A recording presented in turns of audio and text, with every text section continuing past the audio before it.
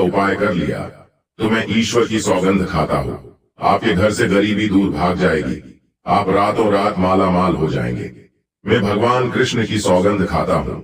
इस वीडियो को अंत तक देखें। आपका भाग्य चमक जाए तो मुझे बताना, लेकिन वीडियो पूरा ही देखना।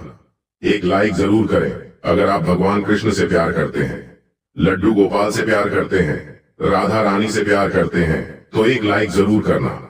मित्रों, जन्माष्टमी बार बार नहीं आती, सच्चे दिल से कमेंट बॉक्स में लिखें राधे राधे, जय श्री कृष्ण।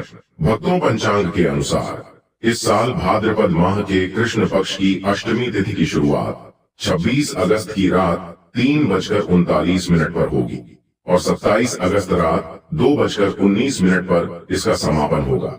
ऐसे में 26 अगस्त 2024 के दिन कृष्ण जन्माष्टमी का व्रत रखा जाएगा। हर साल भाद्रपद मास के कृष्ण पक्ष की अष्टमी तिथि को कृष्ण जन्माष्टमी के रूप में मनाया जाता है। भक्तों, द्वापर में श्री कृष्ण परम पुरुषोत्तम भगवान का जन्म भाद्रपद की अष्टमी तिथि रोहिणी नक्षत्र और चंद्रमा वृषभ राशि में मध्य रात्रि में हुआ। उनके जन्म लेते ही दिशाएं स्वच्छ व प्रसन्न एवं समस्त पृथ्वी मंगलमय हो गई थी और विष्णु के अवतार श्री कृष्ण के प्रकट होते ही जेल की कोठरी में प्रकाश फैल गया। कृष्ण के जन्म दिवस पर स्वर्ग में देवताओं की फूलों की बरसात हुई। भक्तों, जन्माष्टमी व्रत का महत्व।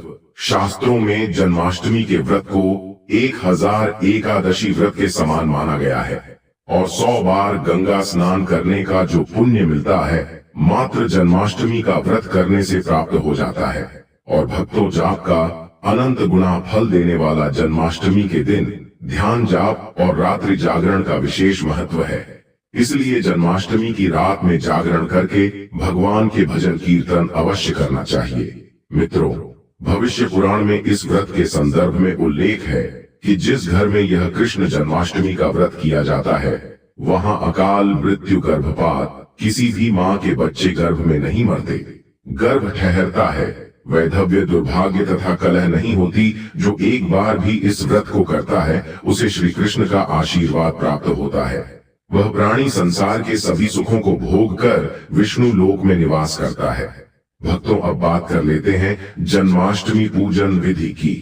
हिंदू धर्म में भगवान श्री कृष्ण की पूजा सभी संकटों से निकालकर सुख समृद्धि और सौभाग्य का वरदान देने वाली मानी गई है।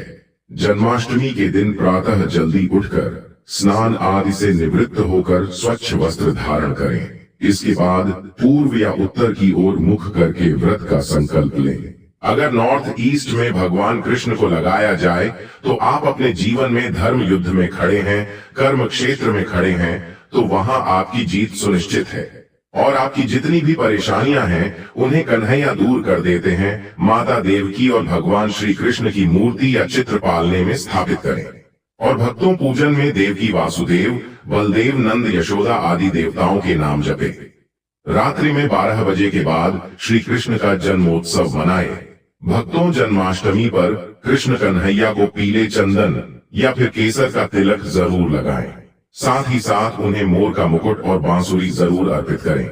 लड्डू गोपाल को पंचामृत से अभिषेक कराकर भगवान को नए वस्त्र अर्पित करें एवं झूला झुलाए और तुलसी डालकर माखन मिश्री व धनिये की पंजीरी का भोग लगाएं। तत्पश्चात आरती करके प्रसाद को वितरित करें। भक्तों, कृष्ण जन्माष्टमी कब है? पंचांग के अनुसार इस साल भाद्रपद माह के कृष्ण पक्ष की अष्टमी तिथि की शुरुआत 26 अगस्त की रात 3:39 पर होगी और 27 अगस्त रात 2:19 पर इसका समापन होगा। ऐसे में 26 अगस्त 2024 के दिन कृष्ण जन्माष्टमी का व्रत रखा जाएगा।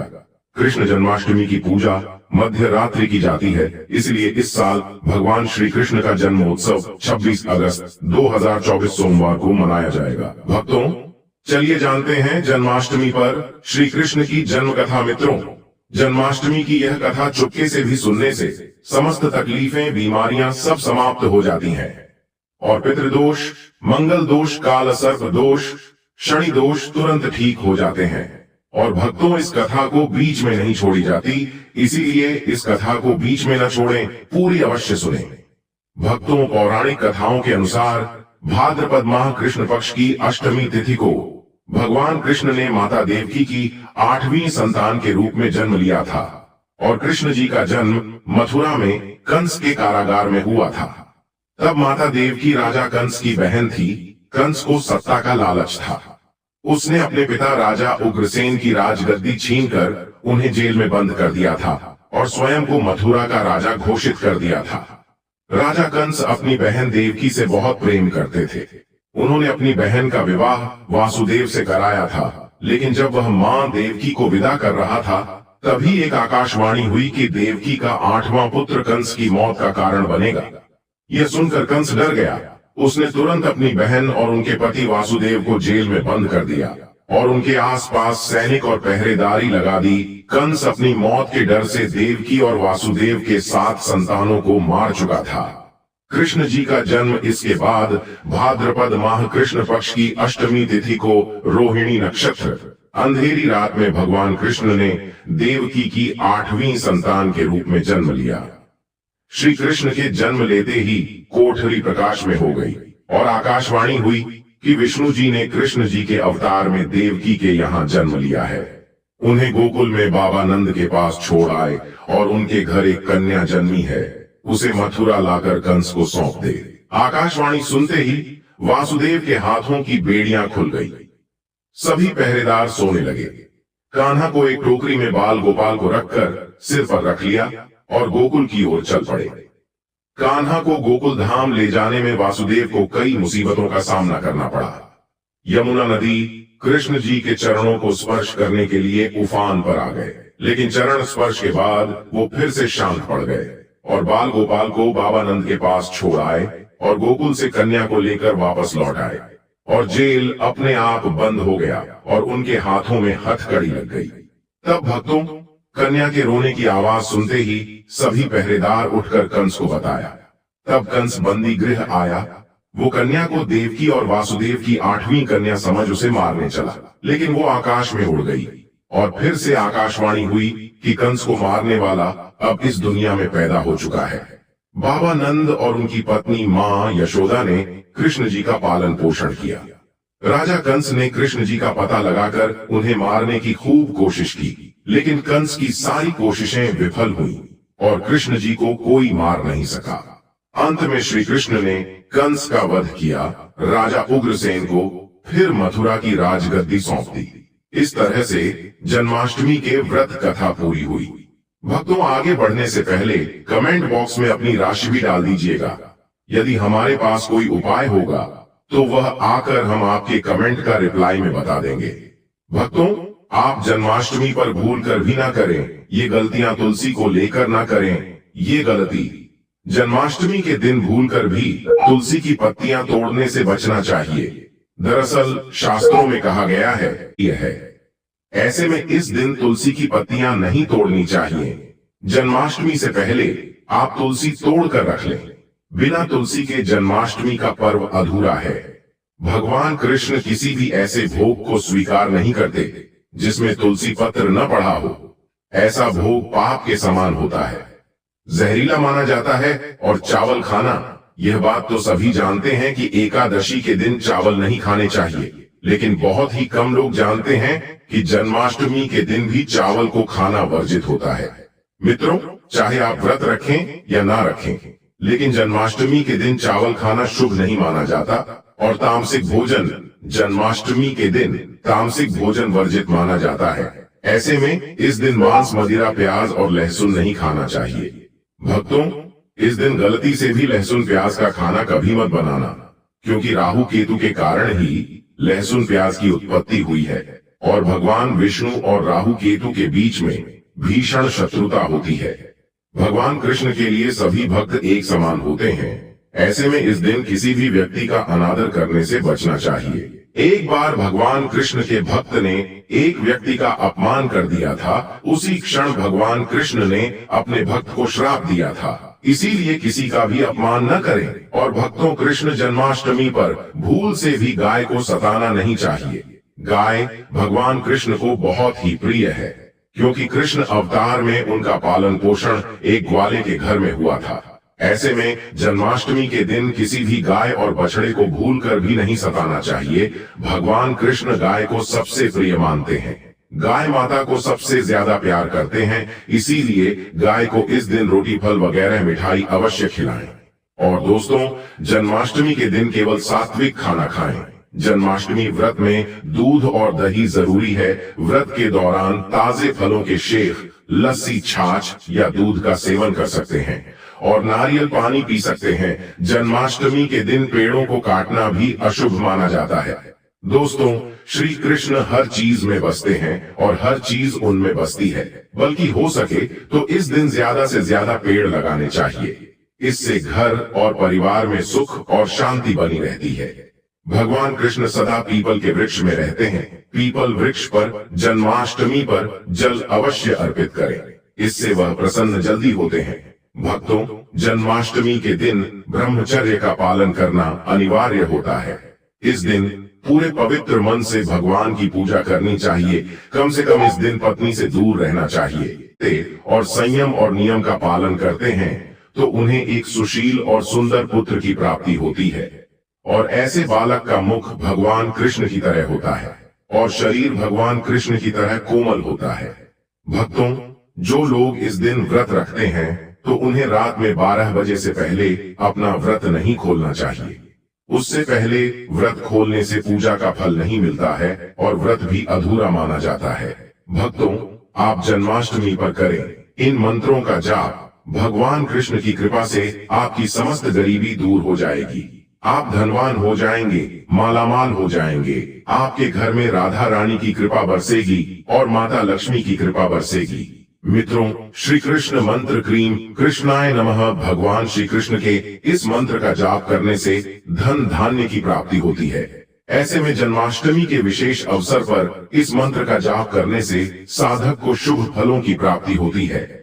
हरे कृष्णा कृष्णा कृष्णा हरे हरे, हरे राम राम हरे हरे करने से भगवान कृष्ण के कान खड़े हो जाते हैं।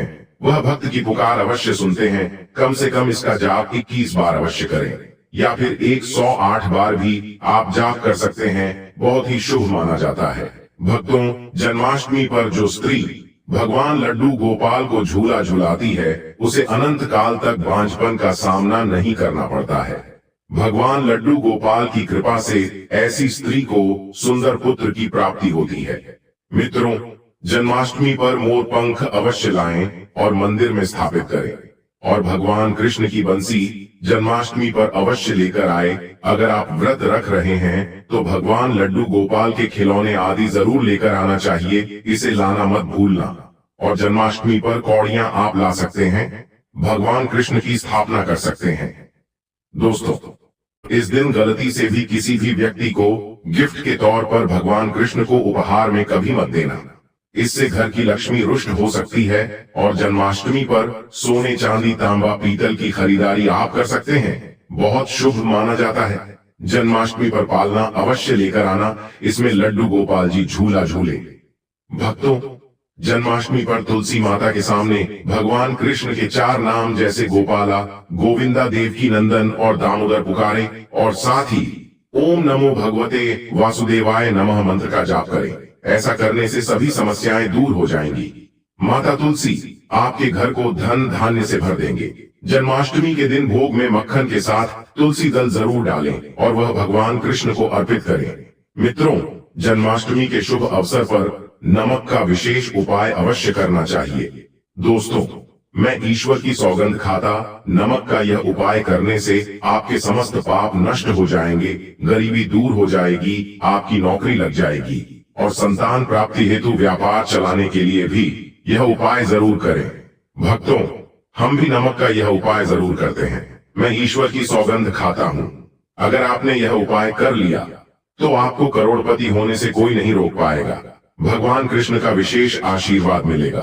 दोस्तों, उपाय है एक नमक का पैकेट, 50 ग्राम सूखी लाल मिर्च, 500 ग्राम चावल, 100 ग्राम उड़द की दाल, 250 ग्राम आटा और 11 रुपये की दक्षिणा तथा एक पानी की बोतल और 5 रुपए के काले तिल। बस इतनी सी सामग्री एक थैली में एकत्रित कर लें। भक्तों, उसके बाद किसी भी गरीब बुजुर्ग या गरीब महिला को चुपके से दान दे दें और पीछे मुड़कर न देखें, घर को वापस चले आए। भक्तों, आप यकीन मानो, गुरु परंपरा से प्राप्त यह महा उपाय आपकी काया पलट कर रख देगा। आपकी दिन दुगनी रात चौगुनी तरक्की करेंगे।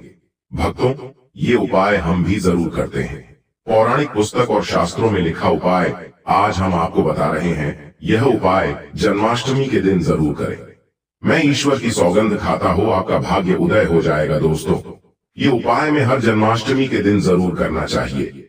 अब भक्तों, बात कर लेते हैं कृष्ण जन्माष्टमी पर लड्डू गोपाल की पूजा कैसे करें। भगवान श्री कृष्ण के जन्म के बाद प्रभु का अभिषेक किया जाता है।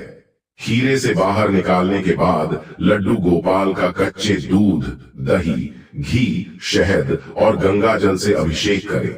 इसके बाद किसी साफ कपड़े से भगवान प्रभु की मूर्ति को पहुंचे और उन्हें वस्त्र पहनाएं। अब प्रभु का आभूषणों से श्रृंगार करें और इन्हें मुकुट पहनाएं। हाथों में बांसुरी पकड़ाएं, कानों में कुंडल, पैरों में पायल और गले में माला पहनाएं। इसके बाद भक्तों, प्रभु पर पीले रंग के पुष्प चढ़ाएं और पीला चंदन लगाएं। अब प्रभु को अक्षत इत्र और फल चढ़ाएं।